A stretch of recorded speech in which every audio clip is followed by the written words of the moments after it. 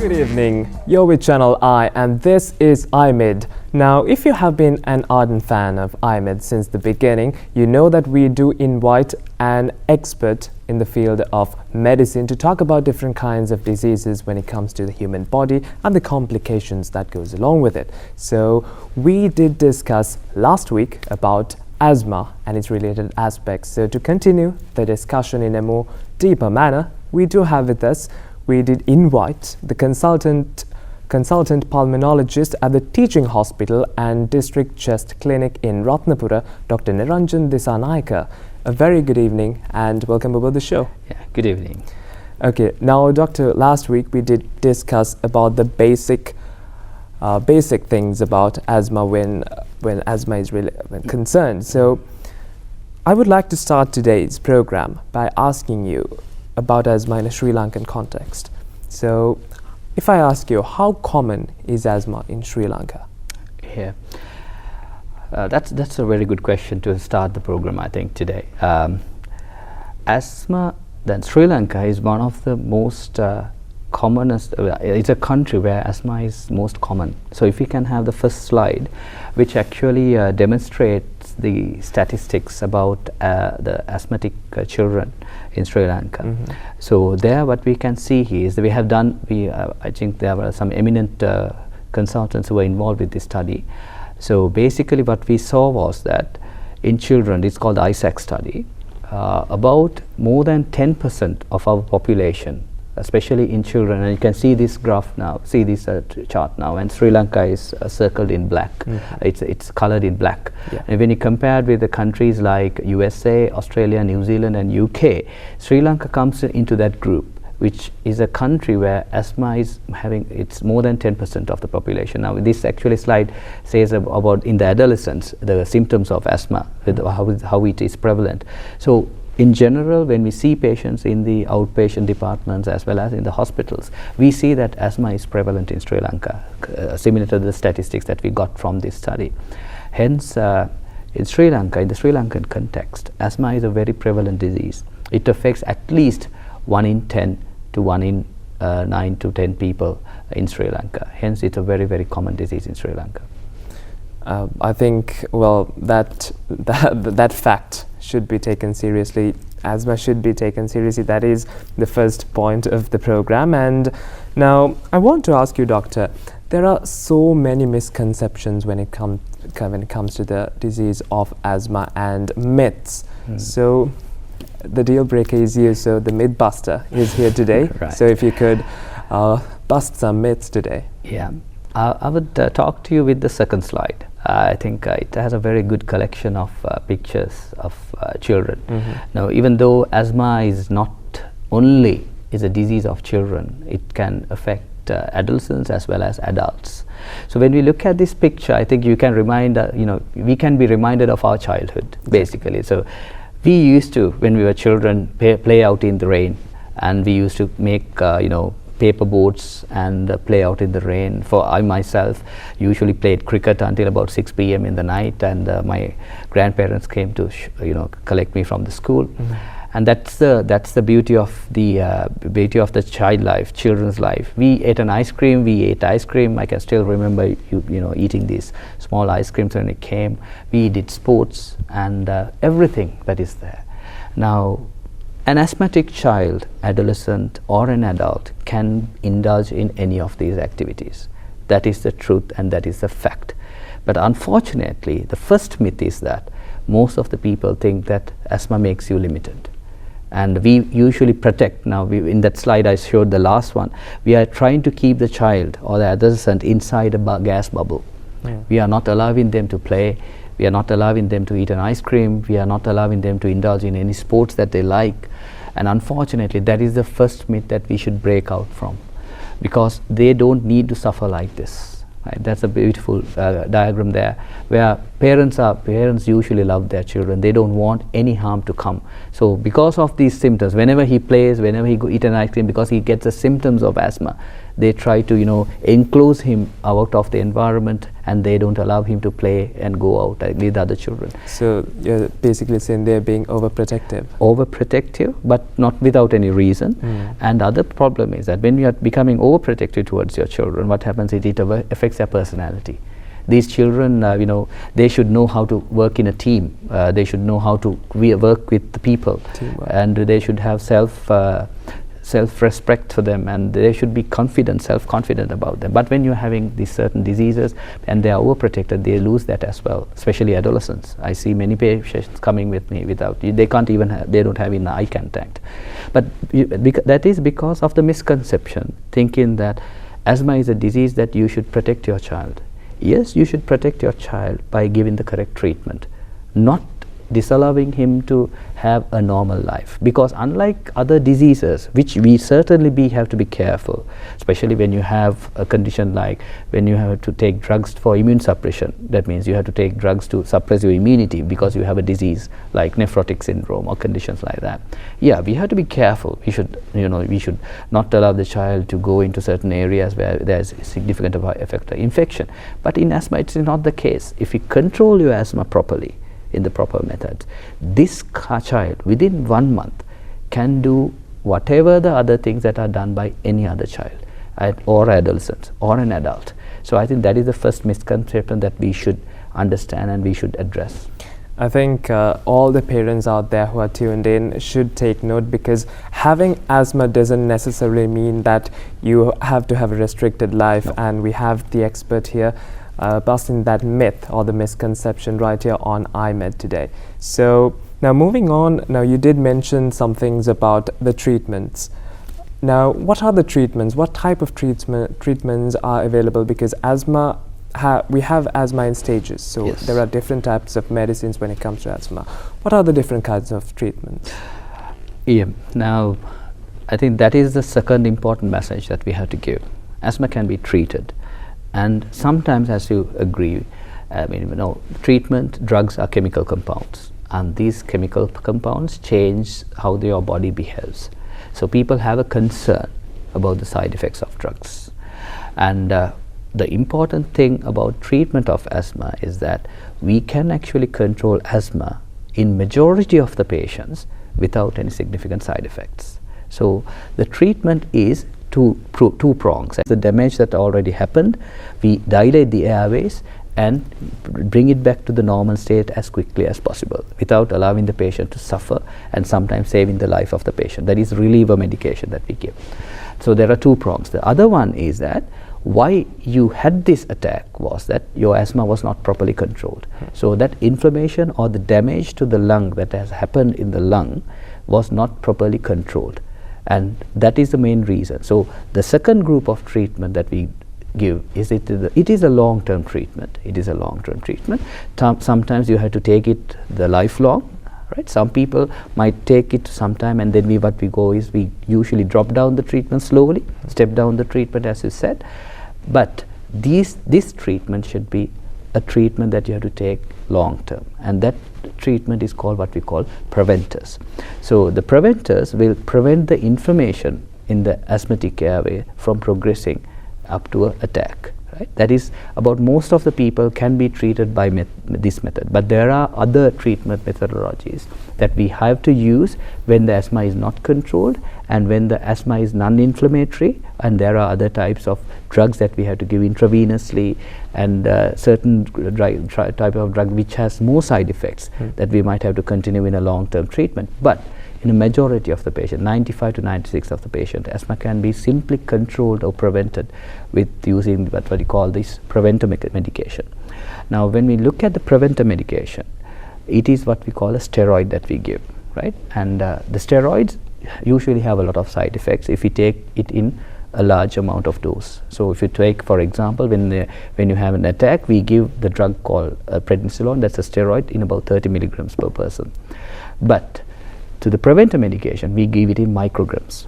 For a child, we give it 100 micrograms. It's a very small dose, and we give it not to the body but to the lung directly, right? So that is the beautiful thing about asthma. We can directly treat the lung with minimum absorption without significant side effects to the body, right? So that method is what we call an inhaler, right? So inhaler is a mechanism which helps you to deliver the drugs exactly where it is needed without causing any problem to the other parts of the body. So I usually compare it with a cream. So if you have a rash, right, so the best way to treat the rash is to apply the cream on top of the rash only, if it is a localized problem. So rather than applying the whole thing throughout the body. So and you can use a minimum amount of this cream to the maximum effect. So that is what actually the inhaler does. So inhaler will give this drug directly to the airways, and there are two types of inhalers, as you know. One is to relieve the symptoms, right, and one is to control the symptoms. So that is the important thing. And I will go to the next slide where there is an inhaler, and there are some myths about inhalers as well, as you know. Yeah, I know. And I think I know what you mean, doctor. Now we can see in the slide.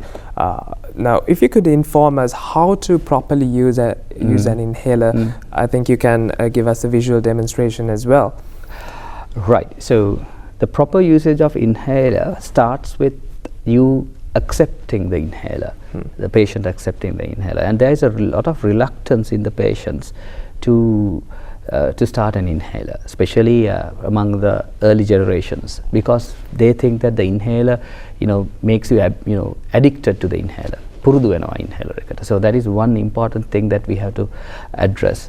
Now, for example, if I have pressure, hypertension, and my blood pressure is about 180 by 100, so I'll be started on antihypertensive treatment, and in about 2 to 3 weeks, hopefully my blood pressure will come about 140/80 if it is adequate, and sometimes you can drop further.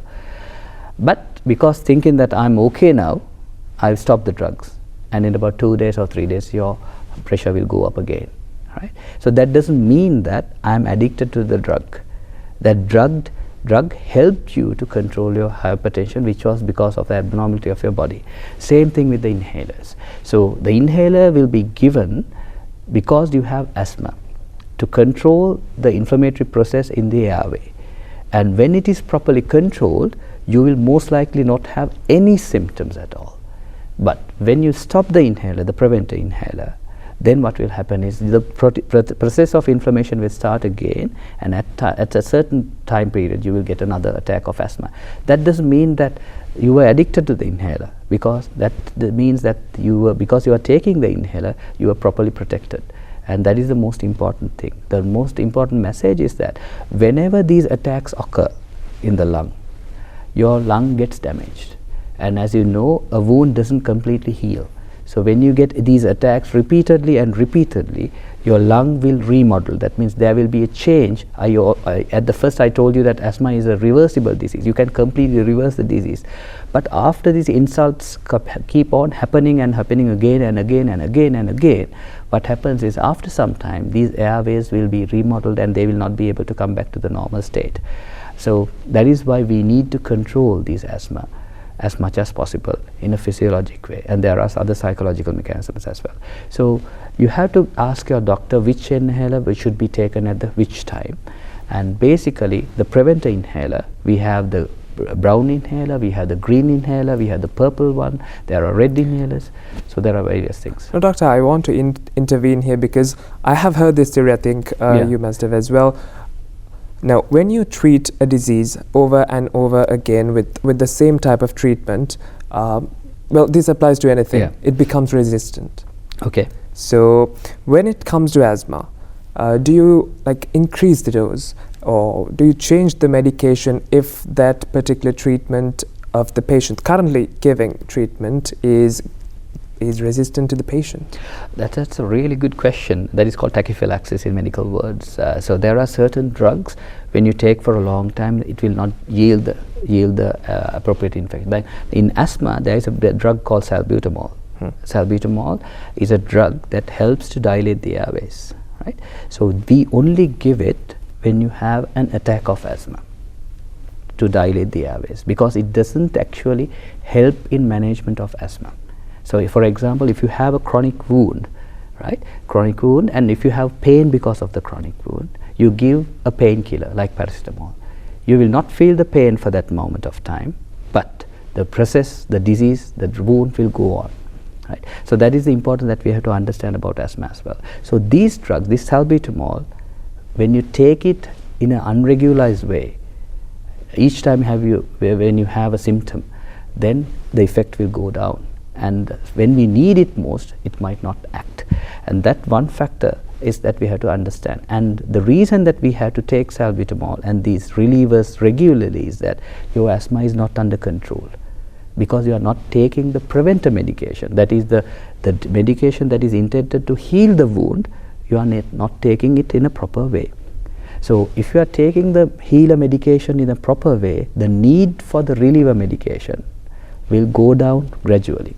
And actually, even when you start, give the treatment the preventer treatment properly, unlike in other diseases, as you said, you might have to increase the dose. In asthma, we can actually reduce the dose.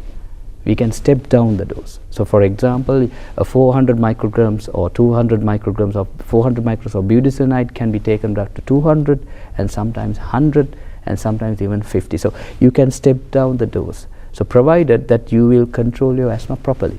So but if you don't control your asthma, you might have to take this reliever again and again, and this damage will sometimes not be responsive to the highest dose of steroids. And then as the dose increases, even in an inhaler, your side effect profile will also increase.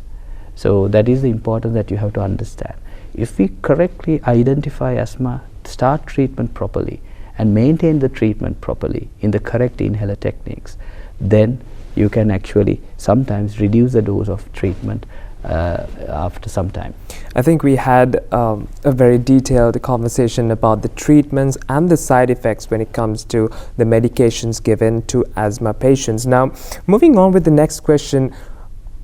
Now, there might be drugs, or there might be diseases, or there might be conditions for asthma patients who currently have asthma and have other conditions which can worsen asthma. Yeah. So what are those conditions? That is one feature that we have to look for. So as you said previously, a person who is with asthma, who is not improving, it might be due to several reasons. One thing is that he has not been prescribed the correct drug. Now the correct drug has been prescribed, but the patient is not taking the drug due to various reasons. And probably he wants to take the drug, but he is not taking it the correct method. So inhaler techniques, we all train the people. There are two devices that we use, that is a gas as well as the powder in a capsule. Those are the two methods that we have available in Sri Lanka. So we train the person correctly to take the drugs properly. Now, those are the three things that we have to look for. The fourth important thing is that they are persistently exposed to the triggers. For example, we give the treatment maximally to the patient, and he sleeps in a room full of fungus, right, full of old clothes. And I don't think any medication can suppress the effect. So that is one thing. And he smokes, continuously smokes, right? So then we can't actually treat. So that is the fourth thing. And the fifth thing is that, as you said, the other diseases that can cause asthma to worsen. One thing is rhinitis, that is in Sinhalese we call it penasa, allergic rhinitis, where you can have sneezing, and when you have sneezing, it is usually associated with asthma. The asthma control might be poorer than a person who doesn't have sneezing. When you have reflux, gastritis, the acid material coming into your stomach, then also we might have problems. Certain drugs like aspirin, certain drugs like enalapril, hypertensive drugs, or eye drops even sometimes, drugs that are given for heart conditions can worsen asthma to a certain extent. So it is very important to look at your drug chart as well. I think again that was some of the diseases or some of the drugs or some of the conditions which can worsen the situation of an asthma patient.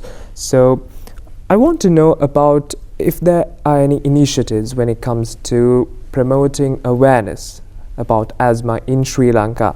And you said that you are involved with the Sri Lanka College of Pulmonologists. So what are the initiatives taken for this matter? Yeah, Sri Lanka College of Pulmonologists is actually a collection, a group of consultant pulmonologists as well as thoracic surgeons and pediatric pulmonologists. We have a huge umbrella organization where we have, it's a professional body dealing with lung diseases, and we actually have a lot of programs lined up during the last 2 or 3 weeks to make the public aware about asthma. And we see, now I have worked in the peripheries. When I came from the United Kingdom, I worked first in Nuwara and then Badulla, and now I'm working in Ratnapura. So we see the significant gaps we might be able to discuss in the next program about asthma care. So that is what we are trying to do. We are trying to make the public aware about asthma. And at the same time, we have academic programs aimed at the healthcare workers at various routes. So for example, I did a program for the public health inspectors, midwives and other nursing students about 1 week back in Ratnapura. So we have programs like that. And then for the medical professionals, a little bit higher level of treatment options. What are the things that we have, what we should do when we have difficult asthma patients who can't be treated with the normal way. So that's consulting to doctors? Yes, that means we have postgraduates and we have other colleagues in other specialties. So then there are academic programs aimed at them as well. So we have a multi-pronged awareness program that is going on at the moment. And there is what we call an airway assemblies in the pulmonologist college, where we specifically look at the asthma as well as COPD and other diseases of the airways, so that we can control. So make aware of the public, and then the healthcare workers, and then the medical professional as well.